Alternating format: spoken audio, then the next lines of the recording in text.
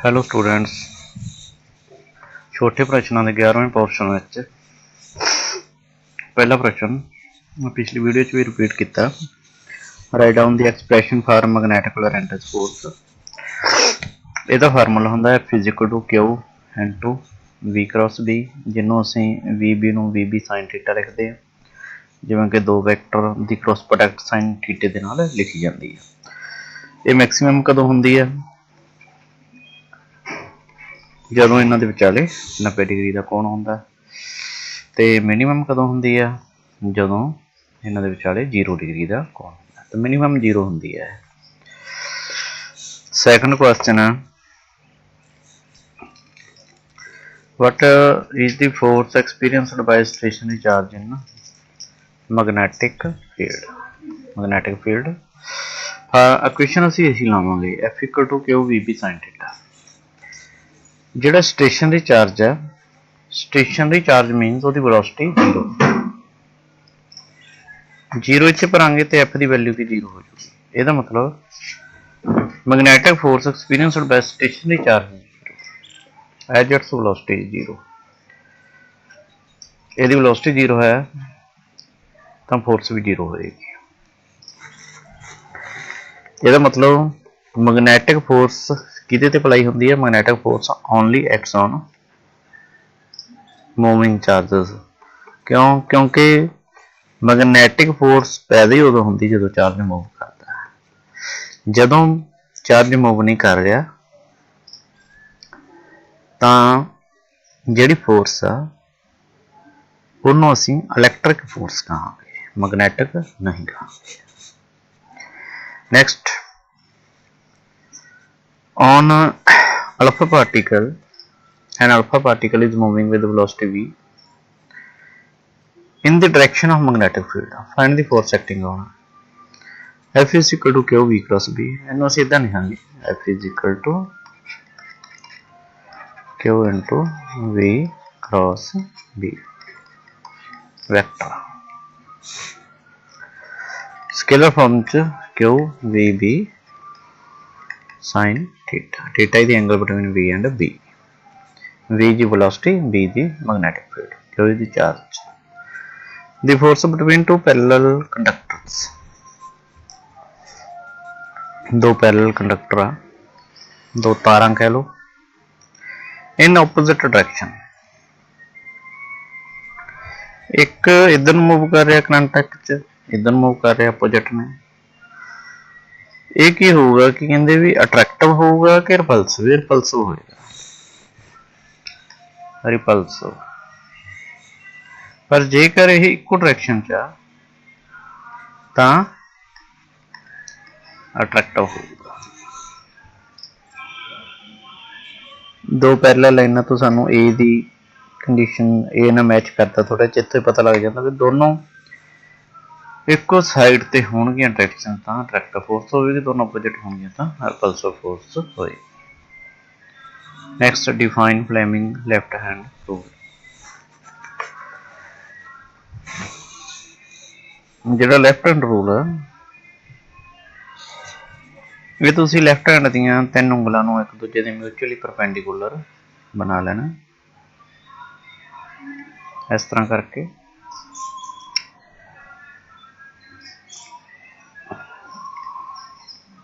ਏਦਾਂ ਕਰ ਤਾਂ ਇਹ ਹੋਊਗੀ ਸਾਡੀ ਜਿਹੜੀ ਫਰੰਟ ਉਂਗਲ ਆ ਮੈਗਨੈਟਿਕ ਫੀਲਡ। ਠੀਕ ਹੈ ਜੀ। ਜਿਹੜੀ ਸਭ ਤੋਂ ਵੱਡੀ ਉਂਗਲ ਆ ਜਿਹਨੂੰ ਸੈਂਟਰ ਫਿੰਗਰ ਅਸੀਂ ਕਹਿ ਦਿੰਦੇ, direction of current I। Thumb ਹਮੇਸ਼ਾ ਫੋਰਸ ਨੂੰ ਰਿਪਰੈਜ਼ੈਂਟ ਕਰਦਾ, direction of force, direction of force magnetic field current. ਮਤਲਬ ਕਿ ਇਹ ਤਿੰਨੇ ਇੱਕ ਦੂਜੇ ਦੇ ਮਿਊਚੁਅਲੀ ਪਰਪੈਂਡੀਕੂਲਰ ਹੁੰਦੇ ਆ। ਆਹ ਇੱਧਰ ਪਲੇਨ ਬਣਾਓ, ਇੱਧਰ ਬਣਾਓ ਤੇ ਆਹ ਇਹਦੇ ਨਾਲ ਬਣਾਓ ਲੈਫਟ ਹੈਂਡ ਰੂਲ। ਜਿਵੇਂ ਕਿ ਸਪੋਜ਼ ਕਰ ਲਓ ਆਹ ਜਿਹੜੀ ਡਾਇਰੈਕਸ਼ਨ ਦੱਸ ਰਹੀ ਹੈ ਮੈਗਨੈਟਿਕ ਫੀਲਡ ਦੀ, ਨਾਰਥ ਤੋਂ ਸਾਊਥ ਡਾਇਰੈਕਸ਼ਨ ਜਾ ਰਹੀ ਹੈ। ਇਹਦੀ ਗੱਲ ਕਰਦੇ ਹਾਂ ਹੁਣ ਆਪਾਂ। ਆ ਜਾ ਰਹੀ ਹੈ, ਠੀਕ ਹੈ ਜੀ। ਆ ਮੰਨ ਲਓ ਤਾਰ ਆ, ਇਹ ਕਿਸੇ ਕੁੰਡਲੀ ਦੀ ਤਾਰ ਆ, ਕੋਈ ਕੁੰਡਲੀ ਆ, ਉਹਦੀ ਇੱਕ ਤਾਰ ਇੱਧਰ ਨੂੰ ਮੂਵ ਕਰ ਰਹੀ ਹੈ, ਕਰੰਟ ਇੱਧਰ ਨੂੰ ਮੂਵ ਕਰ ਰਿਹਾ, ਤਾਂ ਕੀ ਹੋਏਗਾ, ਡਾਇਰੈਕਸ਼ਨ ਆਫ ਫੋਰਸ ਅਪਵਰਡ ਲੱਗੇਗੀ, ਇੱਥੇ ਉੱਪਰ ਨੂੰ ਮੂਵਮੈਂਟ ਉੱਪਰ ਨੂੰ ਕਰੂਗਾ, ਇਹ ਉੱਪਰ ਨੂੰ ਜਾਊਗਾ।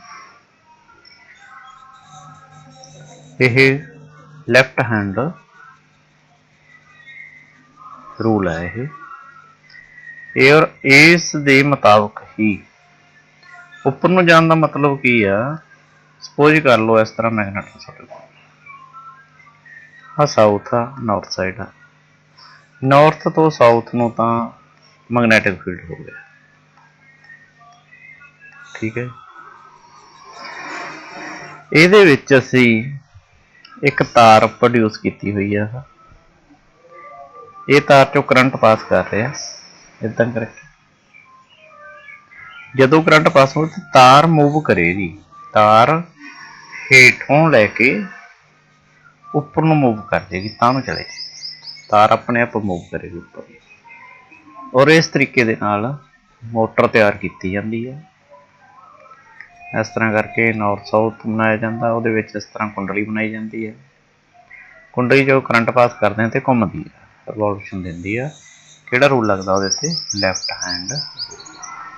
ਸਾਈਕਲੋਟਰੋਨ ਵਿੱਚ ਵੀ, ਸਾਈਕਲੋਟਰੋਨ ਦੇ ਵਿੱਚ ਵੀ ਇਹੀ ਰੂਲ ਲਾਗੂ। Next, what is the SI unit of magnetic dipole moment? Magnetic dipole movement ਜਿਹੜਾ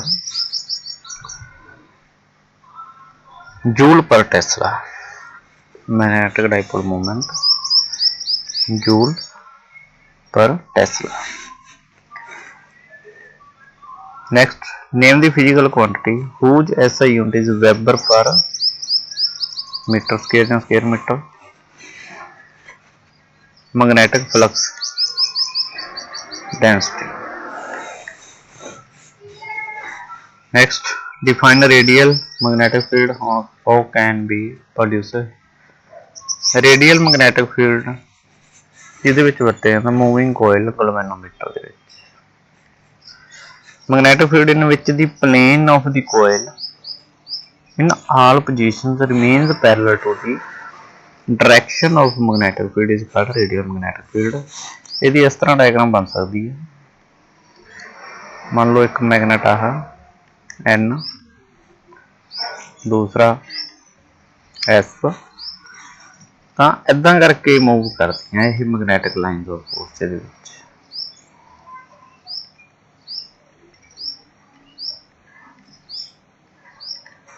N ਤੋਂ S ਵੱਲ ਨੂੰ। ਤੇ ਜਦੋਂ ਵੀ ਆਪਾਂ ਇਹਦੇ ਵਿੱਚ ਕੋਈ ਕੁੰਡਲੀ ਨੂੰ ਸੈੱਟ ਕਰਾਂਗੇ ਤਾਂ ਆ ਇਹ ਦੇਖੋ ਇਹਦੇ ਬਿਲਕੁਲ ਟੈਂਜਨ ਬਣ ਜਾਣਗੇ। ਇਸ ਤਰ੍ਹਾਂ ਦੇ ਫੀਲਡ ਨੂੰ ਰੇਡੀਅਲ ਮੈਗਨੈਟਿਕ ਫੀਲਡ ਕਿਹਾ ਜਾਂਦਾ। ਜਿਵੇਂ ਜਿਵੇਂ ਘੁੰਮੇਗੀ ਇੱਕੋ ਜਿੰਨੇ ਡਿਸਟੈਂਸ ਤੇ ਹੋਵੇਗੀ ਗੁਲਾਈ ਕਰਕੇ। ਇਹਨੇ ਮੂਵਿੰਗ ਕੋਇਲ ਗਲਵੈਨੋਮੀਟਰ ਦੀ magnetic field is made radial by using field magnet with concave poles. ਕਿਹੜਾ ਪੋਲ ਹੋ ਗਿਆ ਇਹ, ਕਨਕੇਵ ਪੋਲ, ਕਨਕੇਵ ਪੋਲ। Define shunt. An electrical conductor joining two points of circuit through which more or less of a current may be diverted. ਇਹਨੂੰ ਆਪਾਂ ਕਹਿ ਸਕਦੇ ਹਾਂ T the resistance of small value.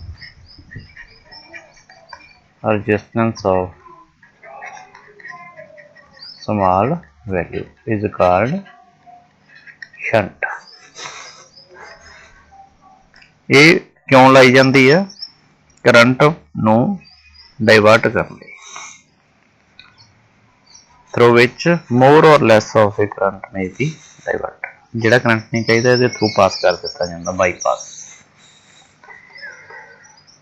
Which material is used to make permanent magnet and why. Permanent magnets are made from hard ferromagnetic material.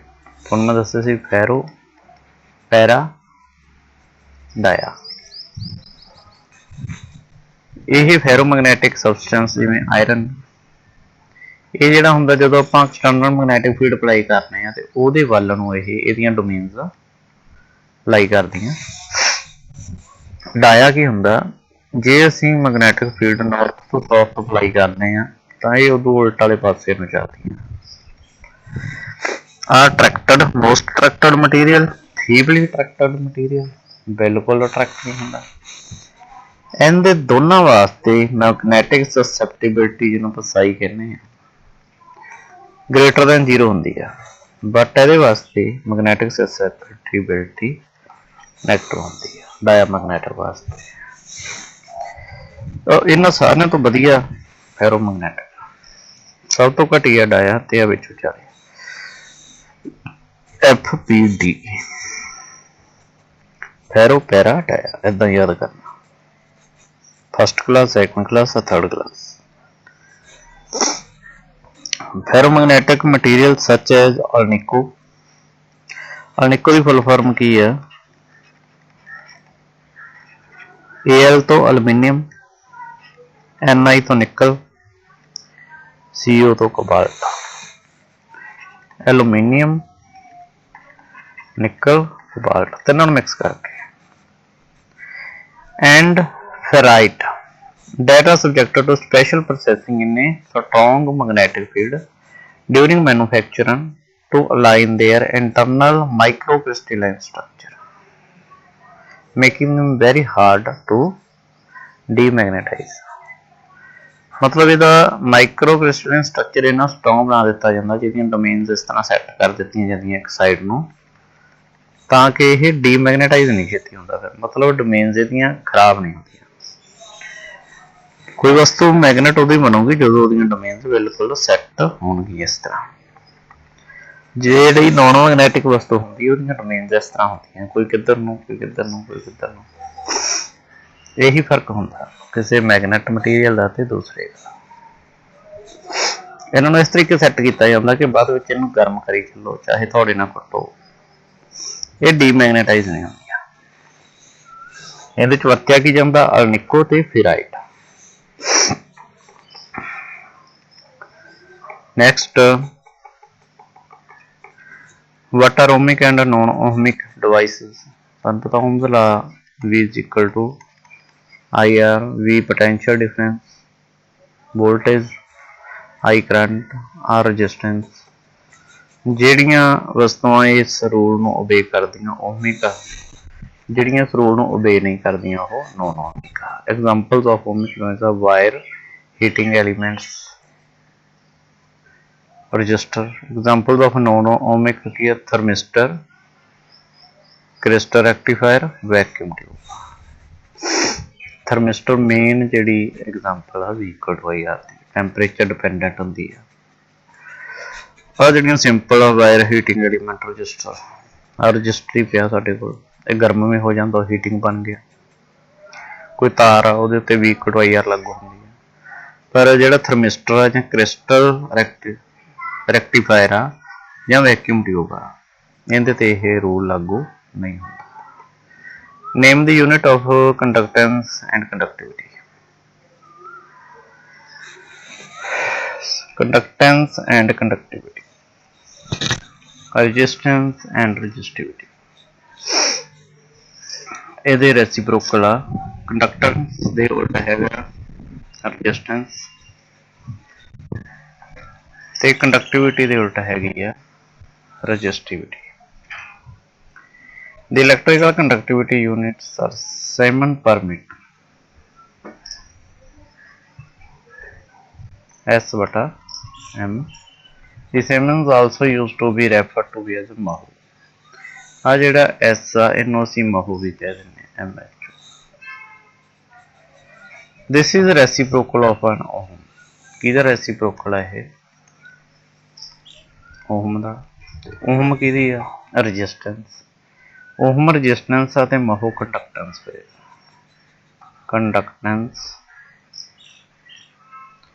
ਤੇ resistance ਇੱਕ ਦੂਜੇ ਦੇ ਉਲਟ ਹੁੰਦੇ ਆ।